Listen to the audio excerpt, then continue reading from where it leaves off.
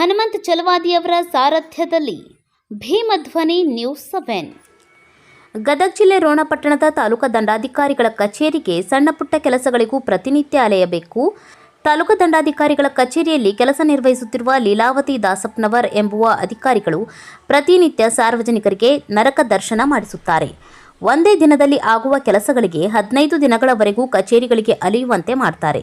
ಸುಮಾರು 12 ರಿಂದ 13 ವರ್ಷಗಳವರೆಗೂ ಒಂದೇ ಇಲಾಖೆಯಲ್ಲಿ ಮಳೆ ಹೊಡೆದುಕೊಂಡು ಕುಳಿತುಕೊಂಡಿರುವ ಇವರಿಂದ ಇನ್ನೇನು ನಿರೀಕ್ಷಿಸಲು ಸಾಧ್ಯ ಎನ್ನುತ್ತಾರೆ ಸಾರ್ವಜನಿಕರು ಸಣ್ಣ ಸಣ್ಣ ಕೆಲಸಗಳಿಗೂ ಶಾಸಕರು ದೊಡ್ಡವರ ಹತ್ತಿರ ಹೇಳಿಸಬೇಕಂತೆ, ಅಂದರೆ ಮಾತ್ರ ಕೆಲಸ ಮಾಡಿ ಕೊಡ್ತಾರಂತೆ. ಇವರ ದರ್ಪದ ಮಾತುಗಳನ್ನು ಕೇಳಿದರೆ ತಾಲೂಕಾ ದಂಡಾಧಿಕಾರಿಗಳಿಗಿಂತ ನಾನೇನೂ ಕಡಿಮೆ ಇಲ್ಲ ಎಂಬುವಂತೆ ಮಾತನಾಡ್ತಾರೆ. ಸಾರ್ವಜನಿಕರಂತೂ ಇವರ ಮಾತುಗಳಿಗೆ ಪದರಗುಟ್ಟಿ ಹೋಗ್ತಾರೆ.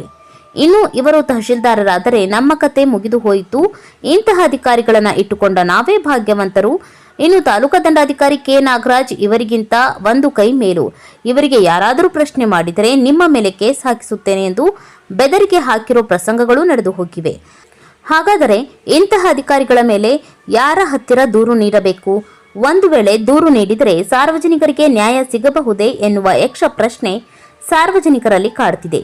ಏನೇ ಆದರೂ ಸ್ಥಳೀಯ ಶಾಸಕರು ಇಂತಹ ಉದ್ದಟತನದ ಅಧಿಕಾರಿಗಳಿಗೆ ಸರಿಯಾದ ರೀತಿಯಲ್ಲಿ ಬುದ್ಧಿ ಹೇಳದಿದ್ದರೆ ನಿಮ್ಮ ಹೆಸರಿಗೆ ಮಸಿ ಬಳಿದು ಬಿಡುತ್ತಾರೆ.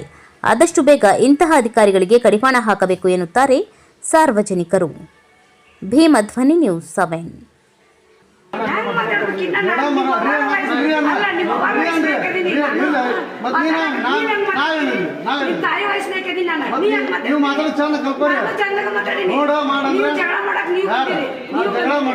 ಜಗಳ ಮಾಡಾಕಿದ್ರೆ ನಾವು ಎಲ್ಲ ಮಾಡ್ತೀವಿ.